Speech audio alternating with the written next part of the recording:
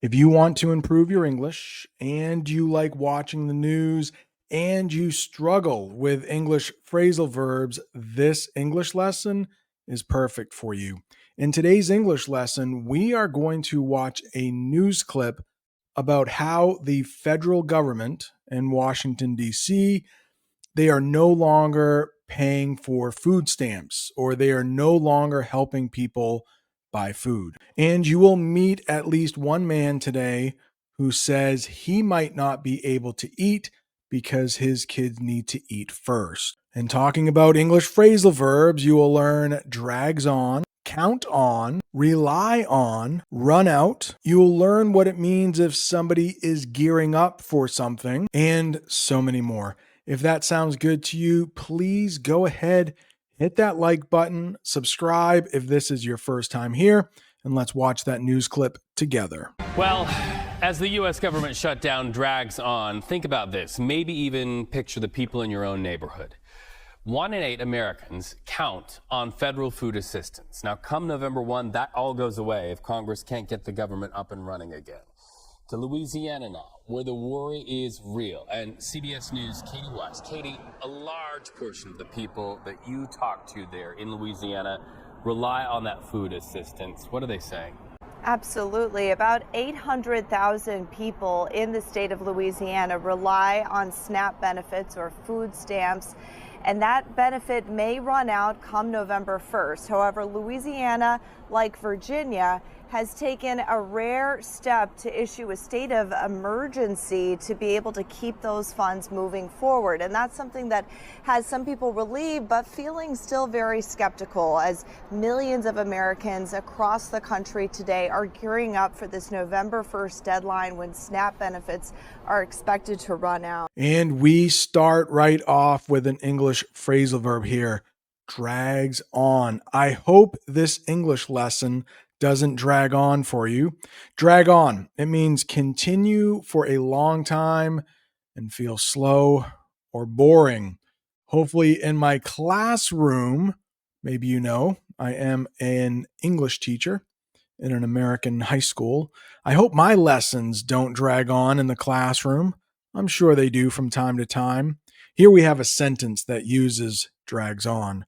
When class drags on, students look at the clock a lot. Here's another example of something that could drag on. The rainy day drags on and there is nothing fun to do. I hope you count on this YouTube channel a couple times a week to help you improve your English. Let's talk about what the English phrasal verb count on means. To depend on someone or something. People count on doctors when they are sick. She counts on her alarm clock to wake her up every morning. And remember that example because a little later we are going to talk about rely on, and it basically means the same thing as count on. I'm sorry, but I need to interrupt the English lesson for just a second. I am offering private tutoring, one-on-one English conversations with me. I will record the lesson. You will be able to watch it many times as you want. And right now, I am offering a discount code. It's Fall 15. Fall is ending soon, so I'm not exactly sure how long this coupon will be good for, at least the next couple weeks. Click on the link in the comments or the description for more information. You can see when I'm available. If you sign up, there will be a little form to fill out. You can ask me questions. I can prepare some kind of lesson for you if you would like. I know it's super hard to find a speaking partner, but I can be that guy for you. Look forward to speaking with you. Okay, now back to the English lesson. Do you know this word in English? A portion. It is a noun, and it means a part of something like food or money. And it looks like these children are having a good time at the birthday party. I will get rid of the sentence for a second, but you can see they each have a portion of cake. Each student got one portion of cake at the party. Here's another example of how portion can be used. A big portion of the town was without power after the storm. And here we go. Rely on, it means basically the same thing as count on. To trust or depend on someone or something. And look at this.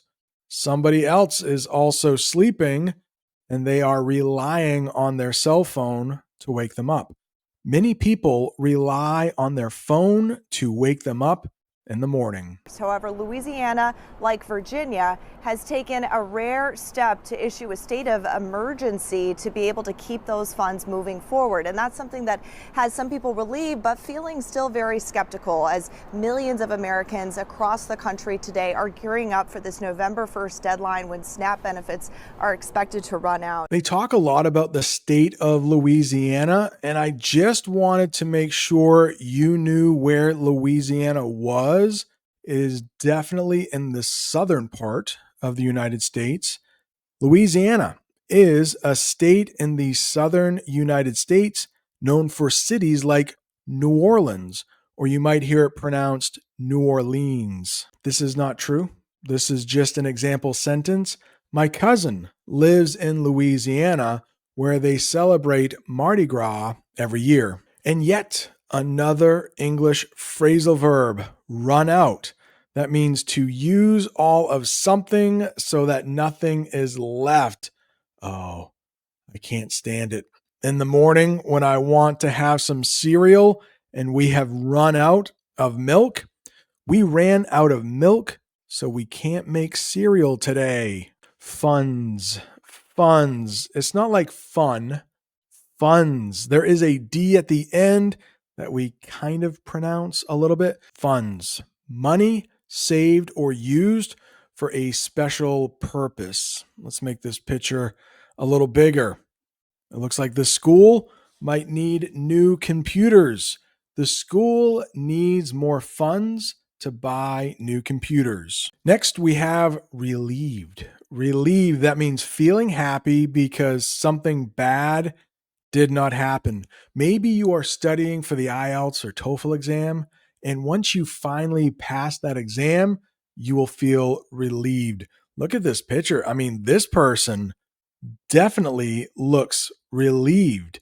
The team was relieved after winning the close game. And oh boy, AI cannot spell that well. If you take a look at the bottom right there, that is the correct spelling of relieved. Skeptical. That means not sure if something is true or having doubts. Take a look at this man in the picture. Oh yeah, that is the face of someone who is skeptical. I was skeptical when my friend said he saw a UFO. And if you are not sure what a UFO is, there is a little poster on the wall of a UFO. It stands for unidentified flying object. Some people say they see them in the sky. Who knows? Maybe aliens are inside. But I'm pretty sure anytime someone says, hey, I saw a UFO last night, there will be many people who are skeptical. Food banks here in New Orleans have been slammed over the last few days, I'm told. In fact, they were already stretched pretty thin with many federal layoffs and budget cuts to the USDA SNAP benefit program. So food banks were already having a tough time. But then on top of that, there were people who are now trying to stock up in expectation for potentially losing their benefits at the end of the week. I spoke with one man who just graduated nursing school. He just passed his nursing test, so he got his licensure. He's still looking for jobs and has been on food stamps throughout his nursing school program to feed his two twin daughters who are 11 years old. He told me that he came to the food bank just to make sure that he has enough food to put on the table for them next week. Take a listen to what he had to say as well as a food bank distributor. The insecurity of next month. I don't know if I'm going to have food stamps, or I may have it or I may not. But I know for one thing, my kids have to eat. So a good parent does whatever it takes to provide for their kids. It will bring more crime because people are going to feel like I have to get it how I get it. Gearing up native English speakers love using this English phrasal verb. It means getting ready or preparing for something. Now, I am filming this on November 3rd. That deadline for funds from the federal government ran out on November 1st. We still haven't had any kind of conclusion. Nothing has been fixed in Washington, and the holidays are coming up. And when we say holidays for Americans, that would be Thanksgiving, that would be Christmas, and that would be like New Year's Eve, New Year's Day. And if people don't get money soon, they are not going to have a great holiday. But the stores are going to be gearing up for the holidays. Like, it's usually their busiest time of the year. The store is gearing up for the holiday rush. We also have some firefighters here. The firefighters are gearing up for a long night of work. Slammed. If you use this word, this verb, you will sound like a native English speaker. We say it all the time. If somebody is slammed, that means they are extremely busy with a lot of work to do. So around the holidays, stores are usually slammed. A lot of people are shopping online now, so maybe they aren't as slammed as they were like 10 or 20 years ago. Here is a sentence that has something to do with a hotel. The hotel was slammed during summer vacation. During the summer vacation. I forgot a word there. The hotel was slammed during the summer vacation. I'm not sure if I have told you this before, but I do not like cold weather. Already, I'm missing summer vacation. Stretched thin. Stretched thin. This is not an English phrasal verb. It's more of an idiom, and it means having too many things to do and not enough time or energy. Take a look at this picture. Looks like we have a hospital staff here. The picture is kind of dark. It could be nighttime. The hospital staff are stretched thin after many long shifts. Layoffs. Layoffs is next. Maybe you have heard it's like a euphemism or an idiom, someone getting fired. That means they lose their job. Laid off is a little different. It's when workers lose their job because the company has no money or work, but it's possible they could get their job back if more money comes in or more work comes in. Let's take a look at this picture here.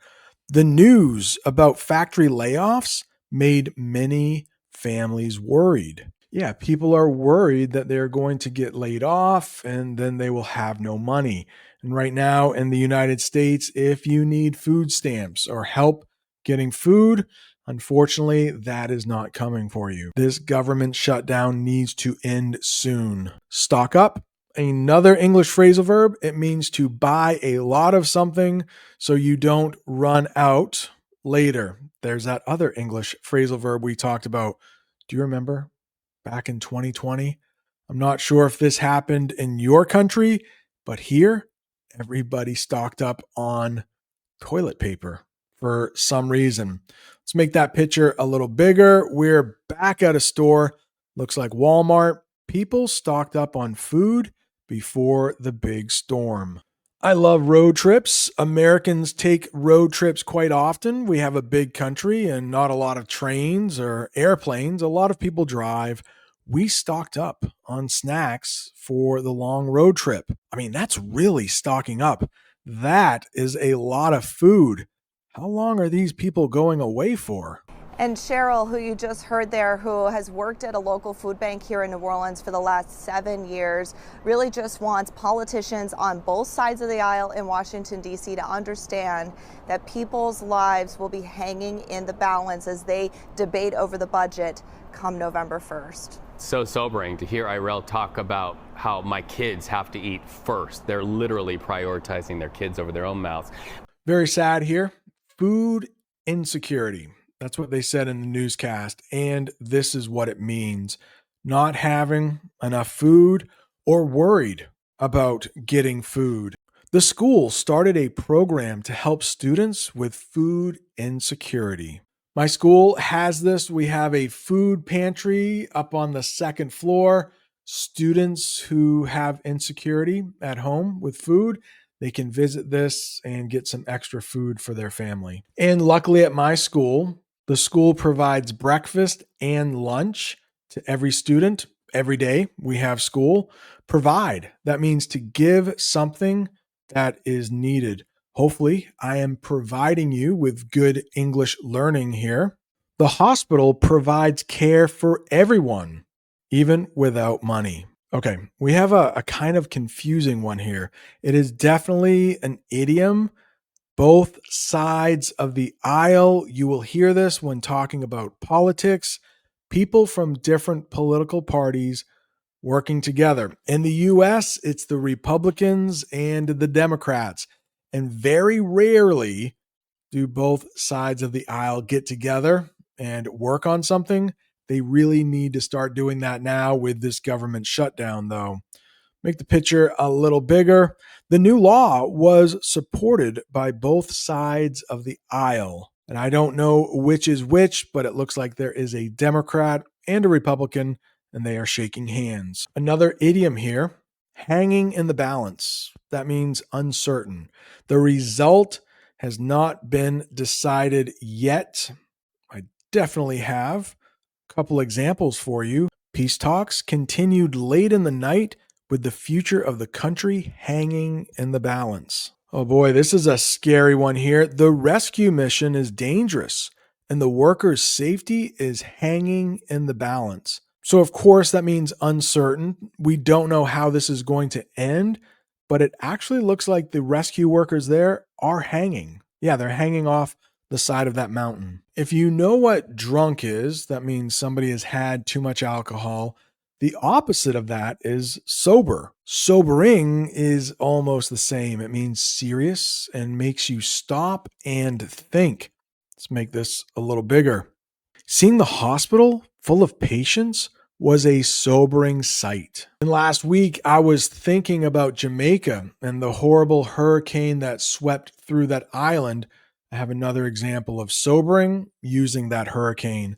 The news about the hurricane in Jamaica was a sobering reminder of how fragile life can be. Yeah, my heart goes out to anyone affected by Hurricane Melissa. I know the recovery on that island will take a long time. Congratulations, you made it to the end of another English lesson right down there.